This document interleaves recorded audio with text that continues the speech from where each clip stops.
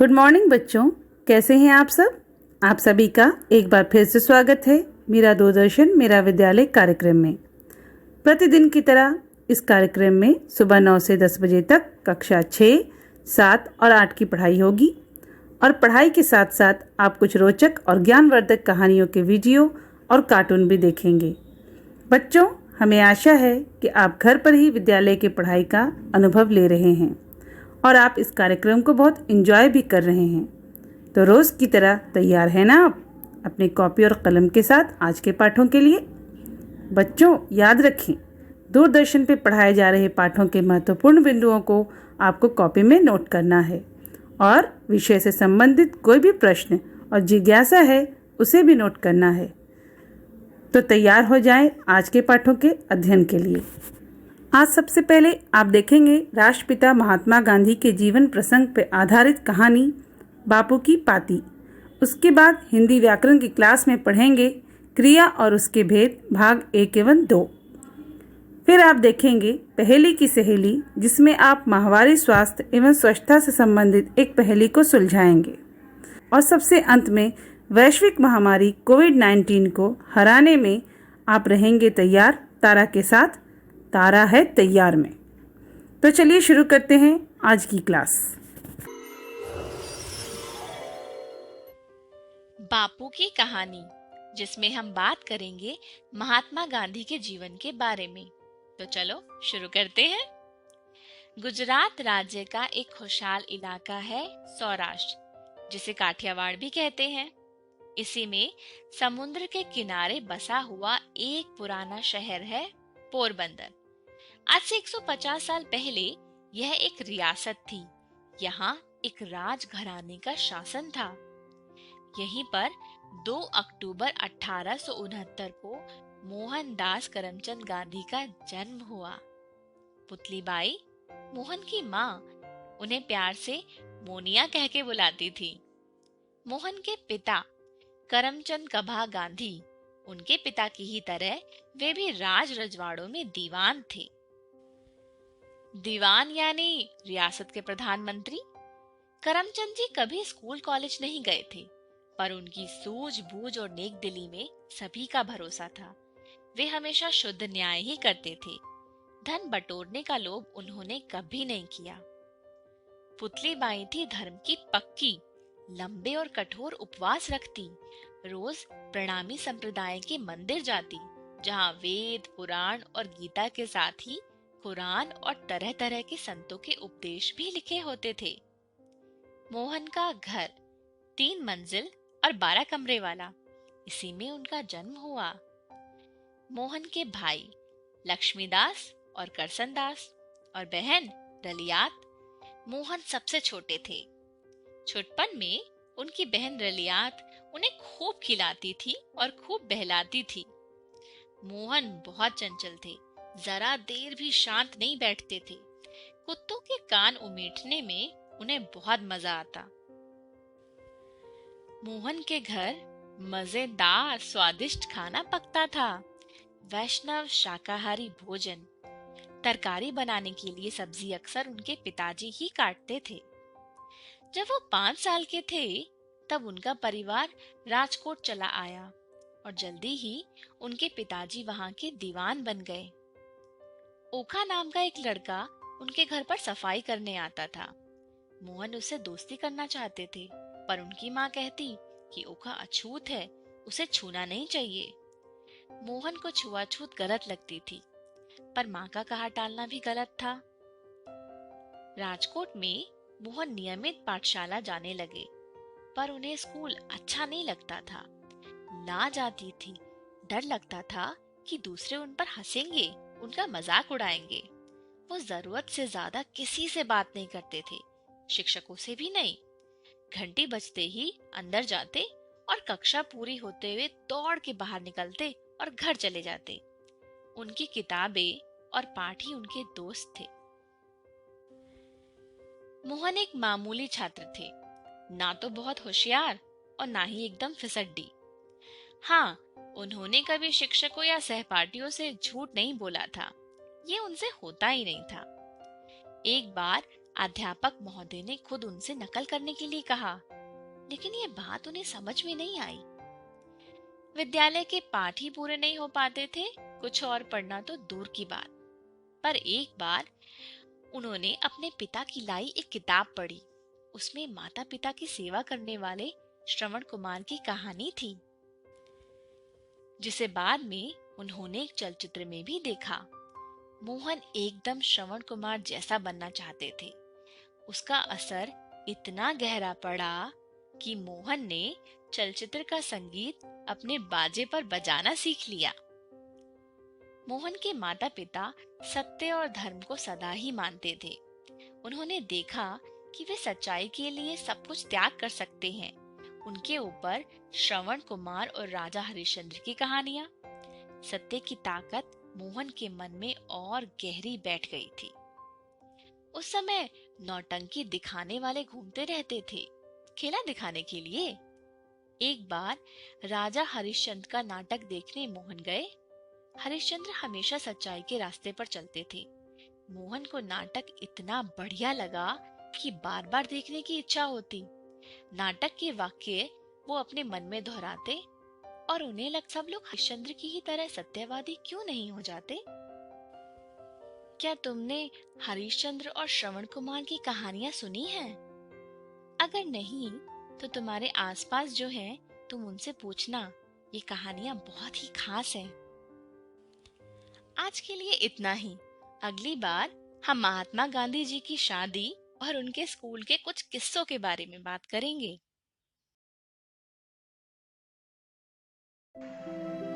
नमस्कार बच्चों, कैसे हैं आप सभी? आप सभी का बहुत बहुत स्वागत है इस वीडियो में। आज हम क्रिया और उसके भेदों का अध्ययन करने वाले हैं। आप सभी अपनी पूरी दिनचर्या में कुछ ना कुछ करते ही होंगे। अक्सर आपसे ये सवाल जरूर पूछा जाता होगा कि आज आपने क्या क्या किया। अगर आप उस सवाल के जवाब देने जाएं तो आप बहुत से ऐसे शब्दों का प्रयोग करेंगे जिसे क्रिया कहते हैं। क्या होती है क्रिया और क्रिया का कितना महत्व है व्याकरण में और उसके कितने भेद होते हैं, आइए आज की इस वीडियो में उसका अध्ययन करते हैं। जानते हैं इस वीडियो के विषय बिंदु। आज की इस वीडियो में हम सबसे पहले जानेंगे वाक्य संरचना, कि वाक्य की संरचना किस प्रकार होती है, वाक्य को किस प्रकार रचा जाता है। उसके आधार पर हम क्रिया का महत्व जानने का प्रयास करेंगे। इसके बाद हम क्रिया की परिभाषा के बारे में जान सकेंगे कि क्रिया किसे कहते हैं। इसके बाद हम क्रिया के भेदों के बारे में जानेंगे। तो विद्यार्थियों तैयार हो जाइए, निकाल लीजिए अपनी कॉपी और कलम और महत्वपूर्ण बिंदुओं को लिखना ना भूलिए। आइए शुरू करते हैं ये वीडियो। तैयार हैं आप सभी? आप बहुत सी क्रिया करते होंगे। स्क्रीन पर जो क्रिया दिखाई जा रही है वो क्रिया है नाचना, चलना और सोना। यानी ये जितनी भी चीजें जो स्क्रीन पर दिखाई गई हैं उससे कोई ना कोई काम करने का बोध हो रहा है और क्रिया का अर्थ ही होता है काम करना। तो यानी किसी भी कार्य को करने का बोध कराने वाले जो शब्द हैं वो क्रिया कहलाते हैं। आइए इसका आज हम विस्तृत अध्ययन करते हैं। सबसे पहले हम क्रिया का महत्व जानते हैं। हम सभी अब कुछ कुछ जानने लगे हैं कि क्रिया कहते किसे हैं, तो अब उसका महत्व जानना अति आवश्यक है। तो सबसे पहले देखिए, मैं कक्षा 9 में पढ़ता हूं, ये एक वाक्य है। अगला वाक्य है तुम क्या कह रहे थे। अब यहां पर देखिए, पढ़ता हूं, कह रहे थे, ये सभी क्रियाएं हैं। यानी क्रिया के बिना कोई भी वाक्य पूरा नहीं हो सकता। किसी भी वाक्य को पूरा होने के लिए क्रिया की आवश्यकता पड़ती है, चाहे वह किसी भी रूप में पड़े। अगर मैं यह कहूं कि मैं 9 कक्षा में क्या पढ़ता हूं, रहता हूं, कुछ स्पष्ट नहीं हो रहा। स्पष्टीकरण के लिए क्रिया को लगाना बहुत महत्वपूर्ण है। आइए अब हम जानते हैं कि क्रिया कहते किसे हैं। क्रिया की परिभाषा यह है कि किसी काम के होने या करने का बोध कराने वाले शब्दों को क्रिया कहते हैं। जैसे कि अभी हमने बहुत सारे उदाहरण देखे, नाचना, चलना, सोना, ये सभी क्रियाएं हैं। इनसे किसी ना किसी काम के होने या किसी के द्वारा किसी काम को करने का बोध हो रहा है। आइए कुछ उदाहरण और देखते हैं। चलना, चित्र में आप देख सकते हैं कि एक लड़की चल रही है, चलने की क्रिया कर रही है, उसके द्वारा कोई काम किया जा रहा है, वो काम है चलने का।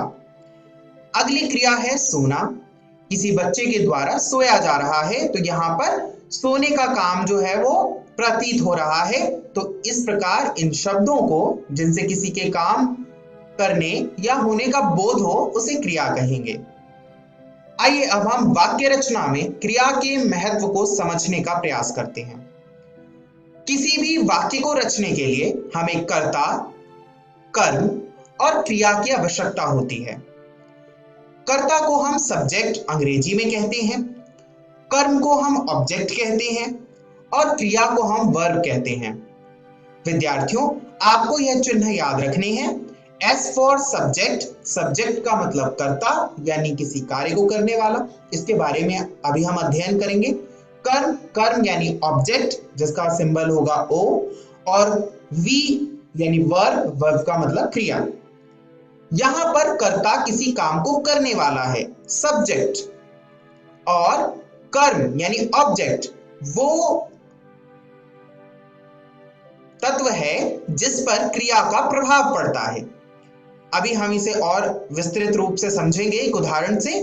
और क्रिया, जैसा भी हमने पढ़ा कि किसी काम को करना और किसी काम के होने का बोध कराना, है ना, वो क्रिया का काम है। तो हम कह सकते हैं कि वाक्य संरचना में क्रिया का अति महत्व होता है। अब देखिए उदाहरण देखिए, एक मयंक पुस्तक पढ़ता है। यहां पर मयंक जो है वो सब्जेक्ट है, यानी वो किसी काम को करने वाला है, इसीलिए उसे कर्ता मानेंगे। अब पुस्तक, पुस्तक ऑब्जेक्ट है, यानी उस पर क्रिया का प्रभाव पड़ रहा है, तो पुस्तक जो है वो ऑब्जेक्ट है। और क्रिया है वर्ब, यानी पढ़ना, पढ़ना किसी काम के होने का बोध करा रहा है, तो वो है वर्ब। ठीक इस प्रकार प्रिया गाना गाती है में प्रिया गाना गा रही है, यानी कोई कार्य कर रही है, उस काम को करने वाली है, इसलिए उसका जो तत्व रूपी नाम होगा वो होगा सब्जेक्ट। और गाना, गाना ऑब्जेक्ट होगा, यानी क्रिया का प्रभाव किस पर पड़ रहा है, गाने पे पड़ रहा है, तो उसे ऑब्जेक्ट कहेंगे। और गाती है होगा वर्ब यानी क्रिया। आइए अब हम सब्जेक्ट, ऑब्जेक्ट, वर्ब यानी कर्ता, कर्म और क्रिया के क्रम को समझने के बाद क्रिया के आधारभूत सिद्धांतों को समझने का प्रयास करते हैं। अब जिस कर्म के बारे में हमने बात की, जिस ऑब्जेक्ट के बारे में हमने बात की, उसी कर्म को आधार बनाकर क्रिया के भेद निर्धारित किए गए हैं। क्रिया के भेद प्रयोग के आधार पर भी होते हैं, है ना। क्रिया के कई सारे भेद कई आधारों पर होते हैं, पर यहाँ पर हम क्रिया के कर्म के आधार पर भेद पढ़ेंगे, जो कि हमारी जो पाठ्यचर्या है, जो हमारा पाठ्यक्रम है, उसमें भी संकलित है। क्रिया के कर्म के आधार पर दो भेद होते हैं। सबसे पहला होता है अकर्मक और दूसरा होता है सकर्मक। अब अकर्मक और सकर्मक क्रिया में सामान्यतः यह अंतर है कि अकर्मक क्रिया का अर्थ होता है कर्म के बिना, यानी क्रिया जब बिना कर्म के प्रयोग की जाती है, यानी वर्ब जब विदाउट ऑब्जेक्ट के यूज किया जाता है, यानी उसमें कोई ऑब्जेक्ट नहीं होता, किसमें, वाक्य में, तो वहां पर अकर्मक क्रिया होती है। आइए अब हम सकर्मक क्रिया की बात करते हैं। सकर्मक क्रिया में क्रिया अपने कर्म के साथ उपस्थित होती है, यानी वाक्य में क्रिया के साथ कर्म का भी प्रयोग होगा। यहां पर हमने वाक्य संरचना के जिन तत्वों का अध्ययन किया था, यानी सब्जेक्ट, ऑब्जेक्ट और वर्ब यानी कर्ता, कर्म और क्रिया, तीनों ही तत्वों का प्रयोग होगा। पर अकर्मक क्रिया में बस सब्जेक्ट और वर्ब यानी कर्ता और क्रिया का ही प्रयोग होगा। विद्यार्थियों, मुझे आशा है कि आपने क्रिया की इस अवधारणा को समझ लिया होगा। आइए अब हम जानते हैं कि आज की इस वीडियो में हमने क्या सीखा। आज की इस वीडियो में हमने जाना कि क्रिया किसे कहते हैं। क्या आप सभी को याद है कि क्रिया किसे कहते हैं? बिल्कुल सही, किसी कार्य के होने या करने का बोध कराने वाले शब्द क्रिया कहलाते हैं। बिल्कुल सही। आज हमने जाना कि वाक्य संरचना क्या होती है, यानी वाक्य को रचते समय जिन तत्वों की आवश्यकता होती है उसे हमने जाना। वे तत्व हैं कर्ता, कर्म और क्रिया। कर्ता को अंग्रेजी में सब्जेक्ट कहते हैं, कर्म को अंग्रेजी में ऑब्जेक्ट कहते हैं, क्रिया को अंग्रेजी में वर्ब कहते हैं। और इन सब के लिए हमने सब्जेक्ट को एस नाम से जान लिया है, ऑब्जेक्ट को ओ नाम से जान लिया है और वर्ब को वी नाम से जान लिया है। यह आपको ध्यान रखना है, अगली वीडियो में काम आएगा। साथ ही आज हमने जाना कि क्रिया के कर्म के आधार पर कितने भेद हैं। मेरे साथ बोलिए। पहला भेद है बिल्कुल सही, अकर्मक। और दूसरा भेद बिल्कुल सही, सकर्मक क्रिया। यानी कर्म के आधार पर क्रिया के दो भेद हैं, अकर्मक क्रिया और सकर्मक क्रिया। विद्यार्थियों, मुझे आशा है कि आपको आज का पाठ समझ आया होगा। अगली वीडियो में हम क्रिया के भेदों का अध्ययन विस्तार से करेंगे, यानी जो कर्म के आधार पर क्रिया के भेद हैं उसका अध्ययन किया जाएगा। आप सभी जो आज का पाठ हमने पढ़ा है उसका अभ्यास घर पे करना ना भूलिए। अपना ध्यान रखिए। अगली वीडियो में फिर मुलाकात होगी। इस वीडियो को देखने के लिए बहुत बहुत धन्यवाद। आशा है बच्चों आपने क्रिया और उसके भेद भाग 1 पाठ को अच्छी तरह से समझ लिया होगा। चलिए अब हम कुछ प्रश्नों को देखते हैं। प्रश्न 1, ऐसे शब्द जिनसे किसी काम के होने या करने का बोध हो उसे क्या कहते हैं? ऑप्शंस हैं ए संज्ञा, बी सर्वनाम, सी क्रिया या डी विशेषण। चलिए देखते हैं इसका सही उत्तर क्या होगा। सही उत्तर है ऑप्शन सी क्रिया। प्रश्न 2, निम्न में से कौन सा शब्द एक क्रिया है? ऑप्शंस हैं ए पटना, बी चलना, सी गोलघर या डी उपर्युक्त तीनों। चलिए देखते हैं इसका सही उत्तर क्या होगा। सही उत्तर है ऑप्शन बी चलना। प्रश्न 3, वाक्य में आए ऐसे शब्द जो किसी काम को करने वाला होता है क्या कहलाता है? ऑप्शंस हैं ए कर्ता, बी कर्म, सी क्रिया या डी उपरोक्त में से कोई नहीं। चलिए देखते हैं इसका सही उत्तर क्या होगा। सही उत्तर है ऑप्शन ए कर्ता। प्रश्न 4, अकर्मक और सकर्मक किन के दो रूप हैं? ऑप्शंस हैं ए संज्ञा का, बी विशेषण का, सी सर्वनाम का या डी क्रिया का।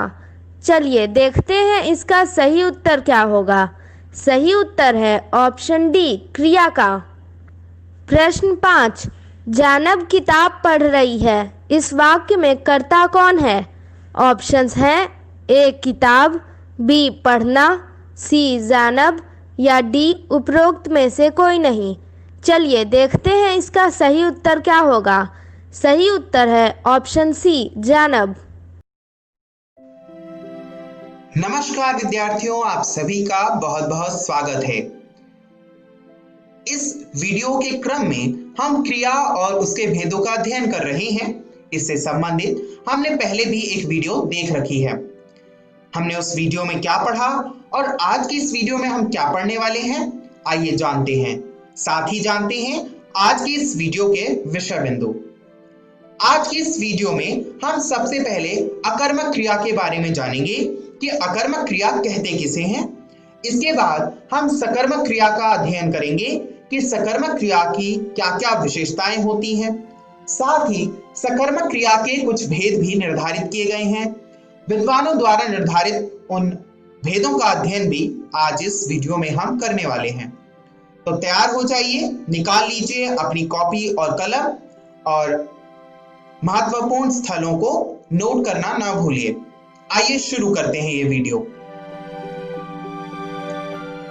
हमने पिछली वीडियो में पढ़ा था कि क्रिया किसी काम के होने या करने का बोध कराती है और किसी वाक्य में क्रिया का महत्व बहुत अधिक होता है।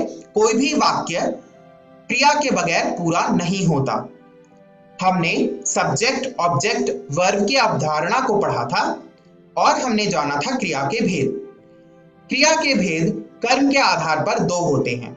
पहला होता है अकर्मक क्रिया और दूसरा होता है सकर्मक क्रिया। अकर्मक क्रिया में कर्म उपलब्ध नहीं होता, यानी यहां पर वर्ब विदाउट ऑब्जेक्ट यूज होता है, और सकर्मक क्रिया में कर्म उपस्थित होता है, यानी विद ऑब्जेक्ट वर्ब का प्रयोग किया जाता है। आइए इसे और बेहतर तरीके से एक एक करके समझते हैं। सबसे पहले आज हम अकर्मक क्रिया को समझते हैं। अकर्मक क्रिया किसे कहते हैं? जैसा कि अभी हमने चर्चा किया कि इस प्रकार की क्रियाओं में कर्म उपलब्ध नहीं होता, यानी ऑब्जेक्ट नहीं होता। आइए कुछ उदाहरणों से इसे समझने का प्रयास करते हैं। जैसे गीता चल रही है और वह हंस रही है तथा दीपक सो रहा है। अब यहां पर आइए हम सब्जेक्ट, ऑब्जेक्ट और वर्ब का निर्धारण करते हैं, यानी कर्ता, कर्म और क्रिया का निर्धारण करते हैं वाक्य में। जैसे गीता तो इस वाक्य का सब्जेक्ट हो गया, चल रही है वर्ब हो गया। पर क्या आपको इसमें कोई ऑब्जेक्ट मिला? बिल्कुल नहीं। आइए अब अगला वाक्य देखते हैं। वह हंस रही है, यहां पर वह जो है वो सब्जेक्ट है, हंस रही है वर्ब है। तो क्या यहां पर कोई ऑब्जेक्ट यानी कर्म उपलब्ध है? बिल्कुल नहीं। आइए अब अगला वाक्य देखते हैं। दीपक सो रहा है, यहां पर दीपक सब्जेक्ट है, यानी काम को करने वाला है, करता है, और सो रहा है वर्ब है। तो क्या यहां पर आपको ऑब्जेक्ट यानी कर्म उपस्थित दिखाई दे रहा है? बिल्कुल नहीं। यानी इस प्रकार के वाक्यों में हमने देखा कि जो कर्म की उपस्थिति है वो नहीं है, यानी कर्म जो है वो अनुपस्थित है। इस प्रकार की क्रियाओं को हम अकर्मक क्रिया कहते हैं। आइए अब हम अकर्मक क्रिया की परिभाषा देखते हैं। परिभाषा ये है कि वाक्य में जब क्रिया कर्म के बिना आती है तो उसे अकर्मक क्रिया कहते हैं। यानी किसी सेंटेंस में जब वर्ब विदाउट ऑब्जेक्ट आता है तो उसे हम अकर्मक क्रिया कहते हैं, है ना? अकर्मक यानी बिना कर्म के। अकर्मक क्रिया में कर्म कभी उपलब्ध नहीं होता। आइए अब हम सकर्मक क्रिया का अध्ययन करते हैं। गीता सड़क पर चल रही है और वह फुटबॉल खेलता है। इन उदाहरणों को पढ़िए और वाक्य संरचना के आधार पर आप इनमें वाक्य संरचना के तत्व यानी कर्ता, कर्म और क्रिया को खोजने का प्रयास कीजिए। पहला उदाहरण, गीता सड़क पर चल रही है। यहां पर गीता सब्जेक्ट है, सड़क ऑब्जेक्ट है, चल रही है वर्ब है। वहीं वह फुटबॉल खेलता है में वह सब्जेक्ट है, फुटबॉल ऑब्जेक्ट है और खेलता है वर्ब है। यहां पर देखिए वाक्य संरचना की तीनों इकाई उपस्थित है, यानी ऑब्जेक्ट उपस्थित है, कर्म की उपस्थिति है। इस प्रकार की क्रियाओं में जहां पर कर्म उपलब्ध होता है उसे सकर्मक क्रिया कहते हैं। आइए अब हम सकर्मक क्रिया की परिभाषा देखते हैं। सकर्मक क्रिया की परिभाषा इस प्रकार है कि वाक्य में जब क्रिया कर्म के साथ आती है तो उसे सकर्मक क्रिया कहते हैं, यानी कर्म के साथ आने वाली क्रिया। आइए अब हम सकर्मक क्रिया के भेदों का अध्ययन करते हैं। अब आप सोच रहे होंगे कि सकर्मक क्रिया के और भी भेद होते हैं। हाँ बिल्कुल। आइए अब हम सकर्मक क्रिया के भेदों को अध्ययन करते हैं और जानते हैं इसके बारे में। सकर्मक क्रिया के दो भेद होते हैं।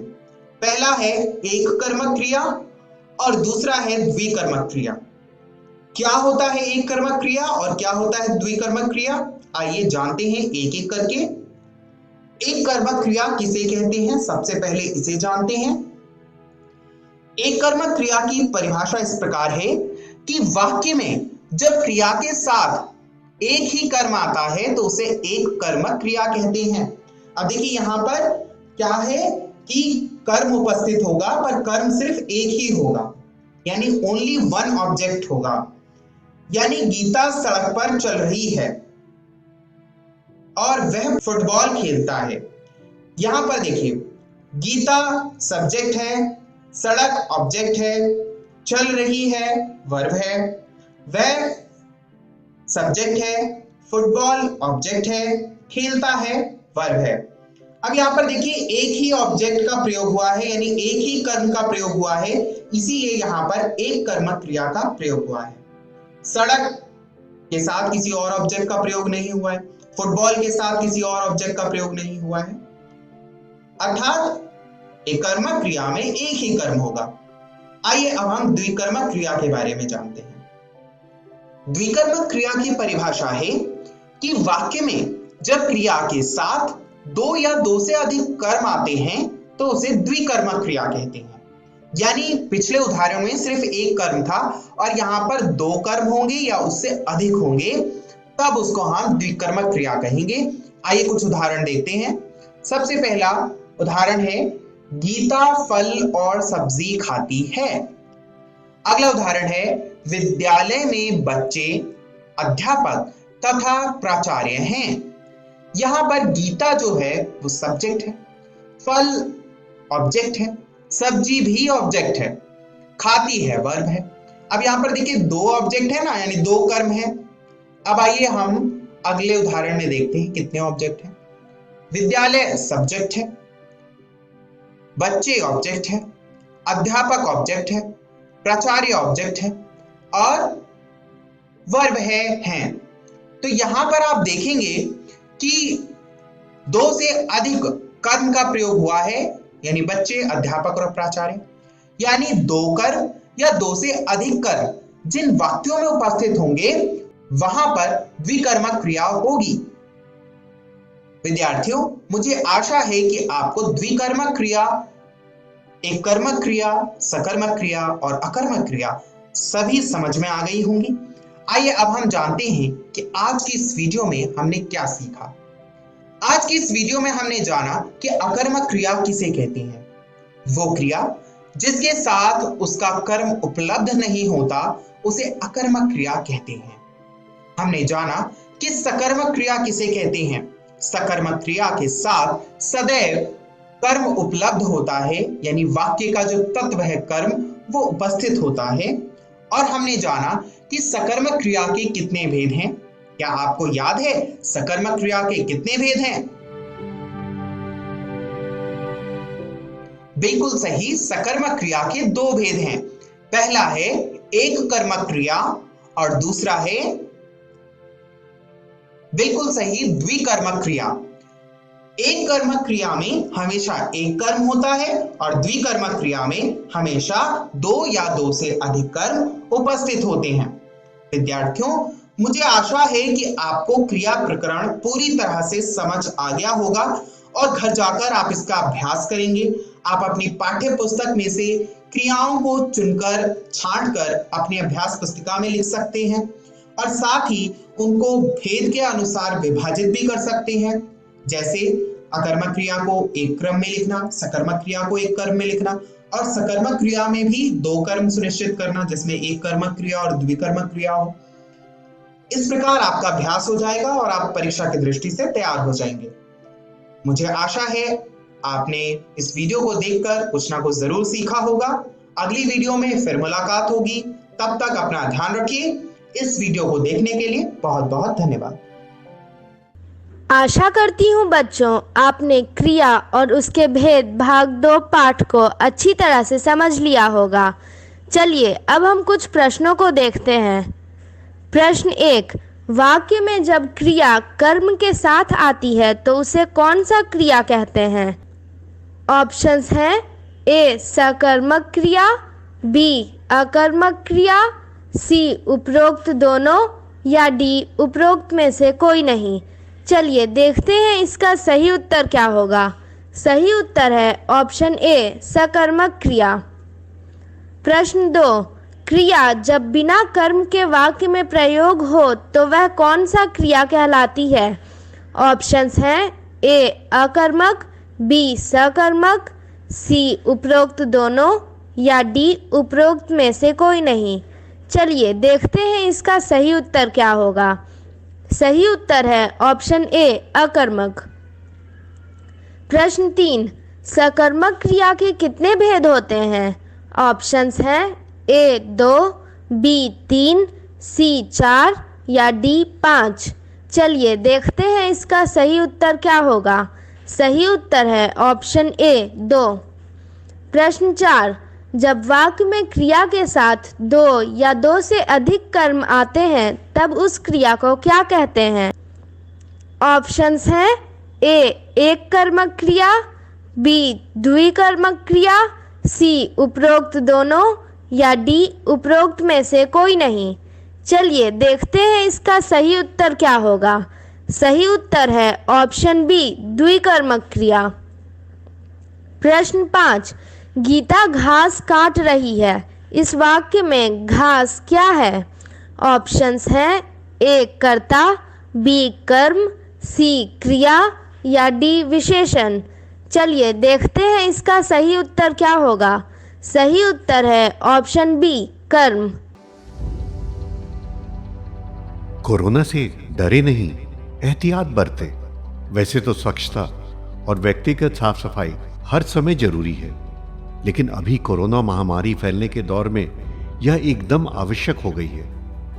बस यह जानने की जरूरत है कि साफ सफाई करने के दौरान आप किन बातों के प्रति विशेष तौर पर सजग रहें। आइए इसे बिंदुवार समझ लें। हाथ को अच्छी तरह से साबुन पानी या हैंड वॉश से कम 20 सेकंड तक धोएं या अल्कोहल सैनिटाइजर से साफ करें। होटल या किसी कार्यालय में जाएं तो वहां उपलब्ध हैंड वॉशिंग प्रोटोकॉल के अनुसार अपने हाथों को साफ करें। कोरोना संक्रमित या कोरोना संदिग्ध व्यक्ति या खांस छींक रहे व्यक्ति से कम 1 मीटर की दूरी बनाए रखें। भीड़ भाड़ में मास्क लगाए रखें या मुंह नाक को ढक कर रखें। यदि घर में कोरोना संक्रमित व्यक्ति क्वारंटाइन में है तो उसके व्यक्तिगत उपयोग की चीजों जैसे बर्तन, ग्लास, कप, तौलिया, बिस्तर का इस्तेमाल न करें। फर्श और अन्य सतहों को घर में रोजाना प्रयोग किए जाने वाले ब्लीच घोल या फिनाइल से साफ करते रहें। शौचालय को भी घर में रोजाना प्रयोग किए जाने वाले ब्लीच घोल या फिनाइल से साफ करते रहें। ऑनलाइन सामान मंगाने पर डिलीवरी करने वाले व्यक्ति नियमित आने वाले घरेलू सामान जैसे दूध, अखबार इत्यादि के लिए सुरक्षात्मक तरीके अपनाएं। बस, ट्रेन, ऑटो, टैक्सी, दुकान के काउंटर के संपर्क में आने पर भी एहतियात बरतें। जनहित में जारी राज्य स्वास्थ्य समिति बिहार। अधिक जानकारी के लिए संपर्क करें टोल फ्री नंबर 104।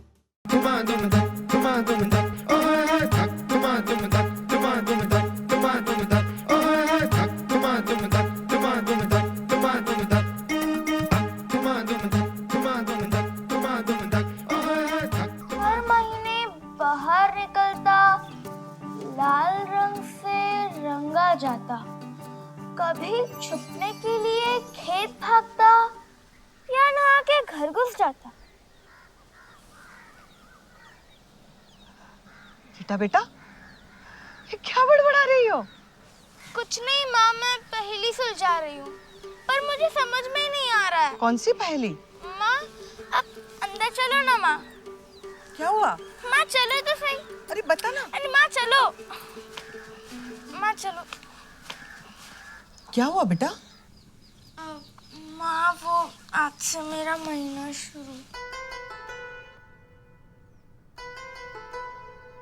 शुरू हो गया बेटा।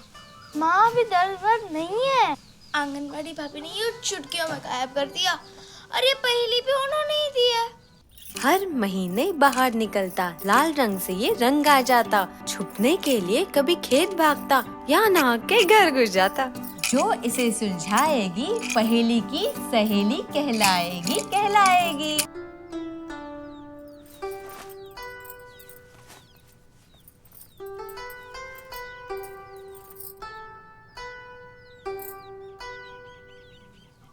लेकिन इसका पहेली से क्या लेना देना? हाँ, हर महीने बाहर निकलता, लाल रंग से रंगा जाता। अरे हाँ, यही तो है इसका जवाब। हाँ बेटा, महीना सूखने के लिए ऐसे ही साफ सूखे सूती कपड़ों का इस्तेमाल करना चाहिए। लेकिन माँ, अगर वो कपड़ा गीला हो गया तो मैं उसका क्या करूँ? सब समझाऊंगी मेरी बच्ची। इन दिनों में मोटे मोटे 3 चीजों का तुम्हें खास ख्याल रखना पड़ेगा। एक साफ सफाई, दूसरा रख रखाव और तीसरा निपट निपटाव। अपनी व्यक्तिगत साफ सफाई के लिए रोज नहाना, खास तौर पर उन दिनों में। कपड़ा ज्यादा गीला होने पर उसे तुरंत दूसरे साफ सूती कपड़े से बदल लो। कम से कम दिन में 3 बार नहीं बदला तो इन्फेक्शन हो सकता है। कपड़ा बदलने से पहले और कपड़ा बदलने के बाद साबुन से हाथ धोना जरूरी है। शाबाश। और अब कपड़े के रख रखाव के बारे में। इस्तेमाल किए कपड़े को साबुन से अच्छी तरह धो दो, क्योंकि धोने से दाग नहीं रहता और खुशबू भी। और फिर उस कपड़े को धूप में टांग कर सुखा दो। धूप में सुखाने से कीटाणु छू मंतर हो जाते हैं। और जब कपड़ा सूख जाए तब उसे कहाँ रखे माँ? उसे तय करके एक कपड़े की थैली में डालकर अपने बाकी कपड़ों के साथ रख दो, छप्पड़ में छुपा के नहीं। तीसरी बात, कपड़े के निपट निपटाव की। इस्तेमाल किए कपड़े को घर या खेतों से दूर गहरे गड्ढे में गाड़ दो या फिर स्कूल शौचालय के इंसिनरेटर में जला दो। चलिए अंदर जाओ। माँ, मैं बेफिक्र होकर स्कूल भी जा सकती हूँ।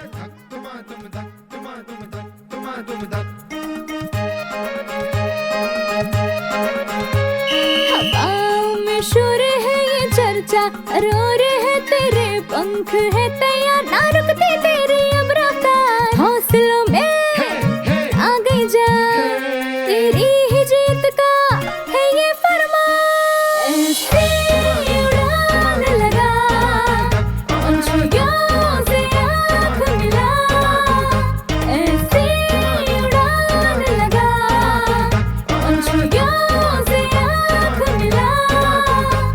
पहेली की सहेली है तू, पहेली की सहेली। पहेली की सहेली है तू। एक और पहेली। इस बार मैं सुलझाऊंगी। नहीं, मैं सुलझाऊंगी। मैं नहीं सुलझाऊंगी। अरे अरे क्या करी? अरे खींचो मत। नमस्कार विद्यार्थियों, आप सभी का बहुत बहुत स्वागत है। आज हम हिंदी व्याकरण के, हिंदी भाषा के एक बहुत ही रोचक विषय पर चर्चा करने वाले हैं। रोचक विषय है मुहावरे। मुहावरे क्या होते हैं, क्या कुछ करना होता है, क्या ध्यान रखना होता है इसका प्रयोग करते समय, आइए जानते हैं आज की इस वीडियो के विषय बिंदु। आज की इस वीडियो में हम जानेंगे मुहावरों का अर्थ कि मुहावरे कहते किसे हैं। इसके बाद मुहावरों की प्रकृति पर चर्चा की जाएगी कि मुहावरों की विशेषताएं क्या क्या हैं। तत्पश्चात हम मुहावरों के महत्व पर चर्चा करेंगे कि मुहावरों का महत्व कितना है, इंपॉर्टेंस क्या है मुहावरों की। मुहावरों को अंग्रेजी में इडियम्स कहते हैं। आइए जानते हैं मुहावरों के बारे में। आप सभी के गली में, पड़ोस में एक बहुत ही शरारती बच्चा होगा। वैसे ही एक बहुत ही शरारती बच्चा है जिसका नाम है राजू। राजू हमेशा कोई ना कोई शरारत करता रहता है। उनकी पड़ोसन आंटी बहुत ही दुखी हैं और वह राजू के मम्मी पापा से मिलने आती हैं। पड़ोसन आंटी राजू के मम्मी पापा से राजू की शिकायत करती हैं। वह कहती हैं कि राजू सिर पर चढ़ गया है और उसके पांव जमीन पर ही नहीं टिकते। वह तो आजकल हवा में ही उड़ रहा है। तथा उसमें समझदारी आटे में नमक जितनी है। अब राजू भी छुपकर ये सारी बातें सुन रहा है, पर राजू को ये समझ नहीं आ रहा कि आंटी कौन सी कोड लैंग्वेज में उसके मम्मी पापा से उसकी शिकायत कर रही है।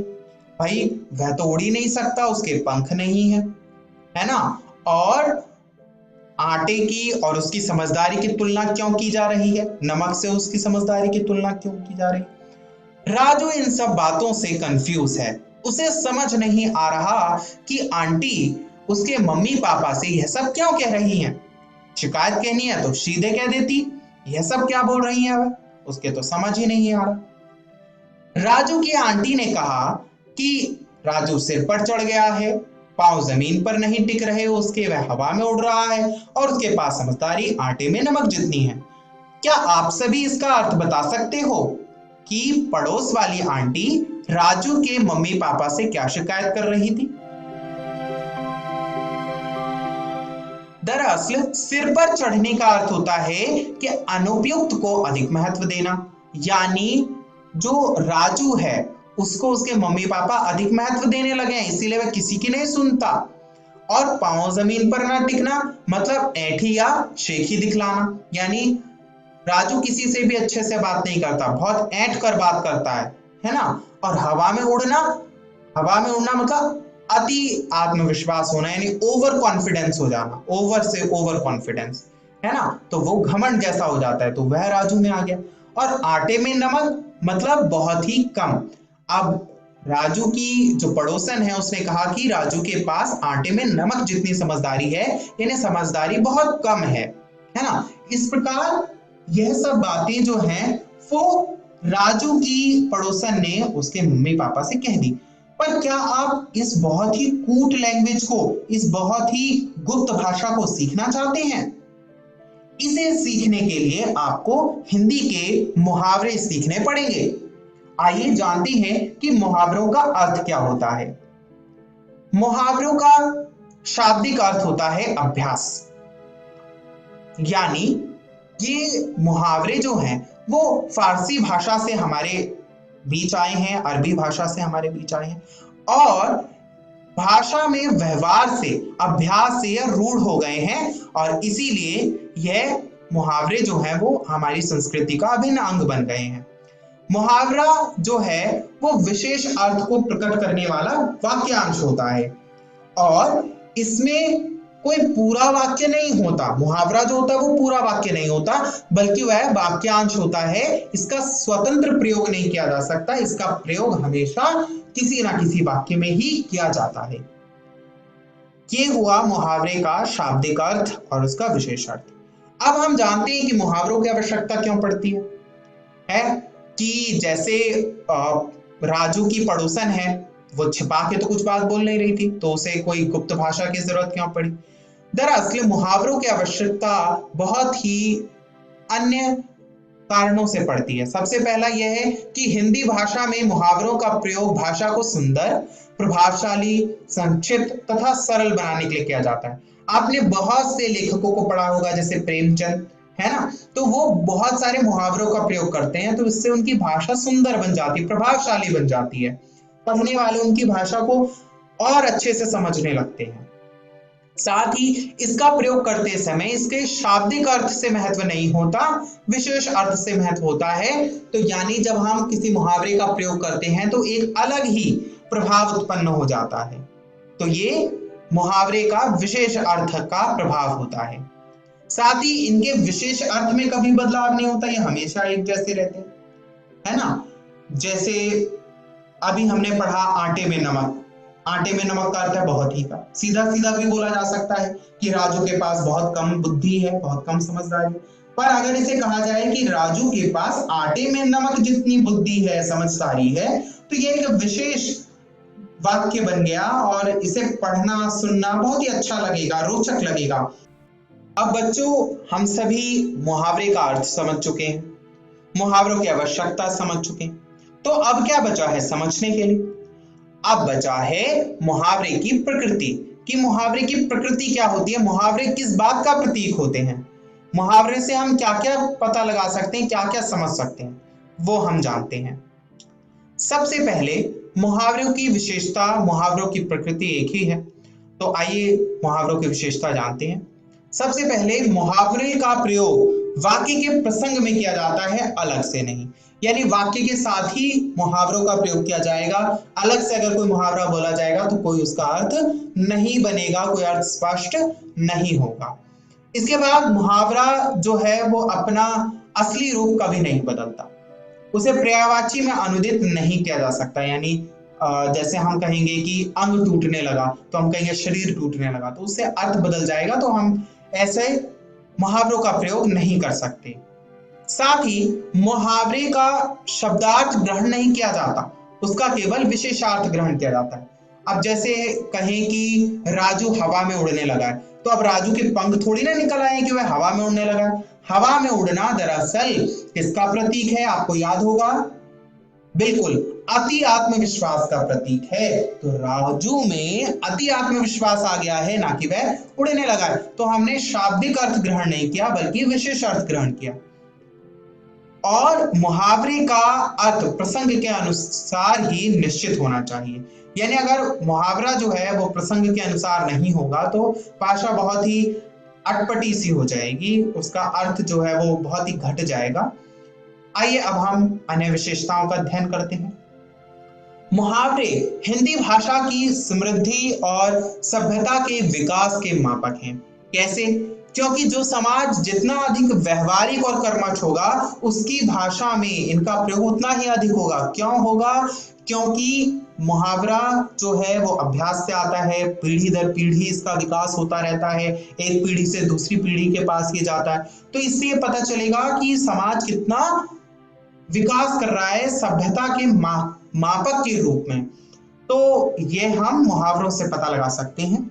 इसके बाद देश और समाज की तरह मुहावरे भी बनते और बिगड़ते हैं, है ना। जैसे आप जानते होंगे कि पहले 4 सभ्यताएं थी, फिर वो सभ्यताएं किस प्रकार आज वर्तमान 200 से अधिक देशों में बदल गई हैं। इसी प्रकार मुहावरे भी बदलते रहते हैं अपने स्वरूप और अवस्था के अनुसार, और नए समाज के साथ नए मुहावरे आते हैं। जैसे आजकल बहुत सारे मुहावरे आ गए हैं, जैसे व्हाट्सएप है, फेसबुक है, इस पर नए नए मुहावरे बनने लगे हैं। तो ये भी हम देख सकते हैं कि इससे समाज की प्रकृति को, इससे समाज की प्रगति को हम मेजर कर सकते हैं, इसे समझ सकते हैं।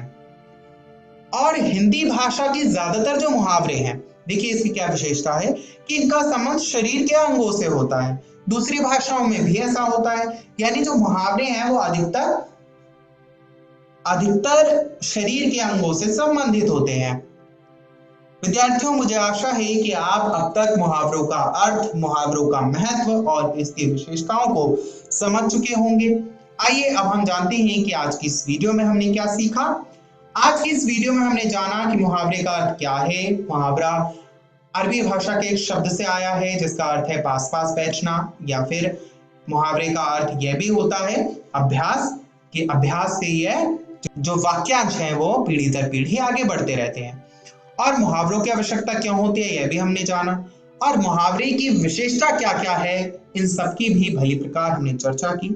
मुझे आशा है कि आपको मुहावरों के विषय में विस्तृत जानकारी इस वीडियो से मिली होगी, और घर जाकर आप अपनी पाठ्य पुस्तक से विभिन्न मुहावरों को रेखांकित करेंगे, उसे अपनी अभ्यास पुस्तिका में लिखेंगे, उसे याद करने का प्रयास करेंगे, उसे अपने भाषा में प्रयोग करने का प्रयास करेंगे।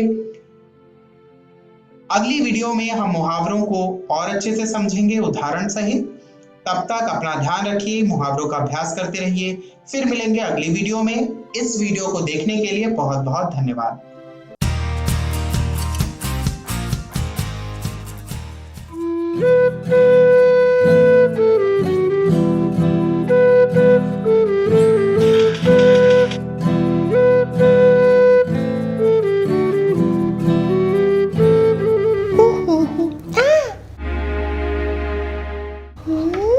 अरे तारा, तुम अपने हाथ धोए भी नहीं खा रही? तुमने कितनी सारी गंदी चीजें छुई हैं, और गंदे हाथों से क्या होता है मैंने बताया था ना। हाँ, मैं तो भूल ही गई थी। साली अब्बा। हाँ दोस्तों, कोरोना और दूसरे वायरस और कीटाणु हमारे शरीर में गंदे हाथों से आ सकते हैं। से बचने के लिए अपने हाथ बार बार धोने चाहिए। और हाथ कैसे धोने चाहिए? साबुन और साफ पानी से। और जब जब तुम हाथ धोना ये गाना गाना। हाथों को धोना है, हाथों को धोना है, क्योंकि कोरोना है, क्योंकि कोरोना है। हाथों को धोना है, हाथों को धोना है, हर बार कम से कम 40 सेकंड तक हाथों को धोना है, हाथों को धोना है। पानी का नल खोले, हाथों को भिगाए, नल को बंद करते फिर साबुन लगाए, हथेलियों को रगड़े फिर पीछे भी रगड़े, उंगलियों के बीच में गांठों को हथेली से, अंगूठे को रगड़े, नाखूनों को रगड़े। अब नल खोले, नल और हाथ धो ले, नल को बंद कर दे और हाथों को सुखा ले, इससे हाथ भी साफ होगा और पानी भी बचेगा। हाथों को धोना है, हाथों को धोना है, क्योंकि कोरोना है, क्योंकि कोरोना है। हाथों को धोना है, हाथों को धोना है, हाथों को धोना है, क्योंकि कोरोना को भगाना है ना?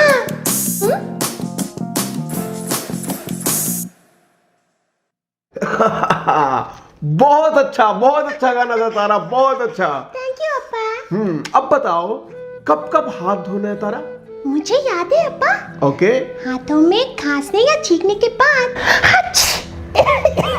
घर या बाहर की कोई गंदी चीज या सतह छूने के बाद, किसी को छूने से पहले और छूने के बाद, चेहरा, नाक, आँख छूने से पहले और बाद में, खाना खाने से पहले, टॉयलेट जाने के बाद, खेल कर आने के बाद, किसी बीमार व्यक्ति को छूने के बाद, बाहर से आने के बाद और बच्चे की पॉटी साफ करने के बाद। अरे वाह तारा, तुम्हें तो पूरा याद है। अच्छा, हाथ धोने के साथ साथ कोरोना से बचने के लिए और क्या करना है वो भी याद है ना? हाँ पा, सबसे 1 मीटर की दूरी बनाकर रखना है और घर पर ही रहना है। अब मेरे साफ खुशबूदार हाथों से आप सबको नमस्ते। नमस्ते।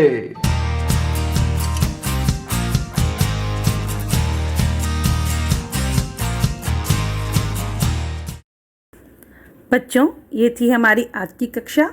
आशा करती हूँ आज के एपिसोड में पढ़ाए गए पाठों पर आपकी अच्छी समझ बनी और साथ ही महत्वपूर्ण बिंदुओं को आपने अपनी कॉपी पर नोट किया है। अगर कुछ नोट करना छूट गया है तो घबराने की ज़रूरत नहीं है। आज के एपिसोड में पढ़ाए गए पाठों का अध्ययन आप ऑनलाइन भी कर सकते हैं। जी हाँ बच्चों, प्रतिदिन DD बिहार पर प्रसारित मेरा दूरदर्शन मेरा विद्यालय कार्यक्रम को बिहार शिक्षा परियोजना परिषद के वेबसाइट पर जाकर आप पुनः देख सकते हैं। इसके लिए आपको बिहार शिक्षा परियोजना परिषद की वेबसाइट www.bepcssa.in पर जाकर डिजिटल लर्निंग सेक्शन में अपनी कक्षा को चुनकर अपनी पढ़ाई जितनी बार चाहे उतनी बार करना है। साथ ही बच्चों, प्रतिदिन प्रसारित सभी कक्षाओं को बिहार शिक्षा परियोजना परिषद के YouTube चैनल BEPC मेरा दूरदर्शन मेरा विद्यालय पर भी आप देख सकते हैं। आज के पढ़ाए गए विषय से संबंधित सवालों को आप टीवी स्क्रीन पर दिखाए जा रहे व्हाट्सएप नंबर 9431043527 पर या ईमेल ID bepcddprogram@gmail.com पर मेल के द्वारा पूछ सकते हैं। आपके द्वारा पूछे गए सवालों का जवाब हमारे विषय विशेषज्ञों द्वारा दिया जाएगा। और बच्चों, आपके लिए एक और रोचक जानकारी है। आपकी स्वरचित कहानी, कविता या पेंटिंग को या इनके छोटे छोटे 2 से 3 मिनट के वीडियो को बनाकर आप अपना नाम, कक्षा, विद्यालय का नाम, प्रखंड का नाम एवं जिला के नाम के साथ टीवी स्क्रीन पर दिखाए जा रहे व्हाट्सएप नंबर तथा ईमेल ID पर भेज सकते हैं। आपके चयनित कविता, कहानी या पेंटिंग को आने वाले एपिसोड में दिखाया जाएगा। तो बच्चों, इसी तरह आप मेरा दूरदर्शन मेरा विद्यालय कार्यक्रम को देखते रहिए और अपनी कक्षाओं में पढ़ते रहिए। बाय बाय बच्चों।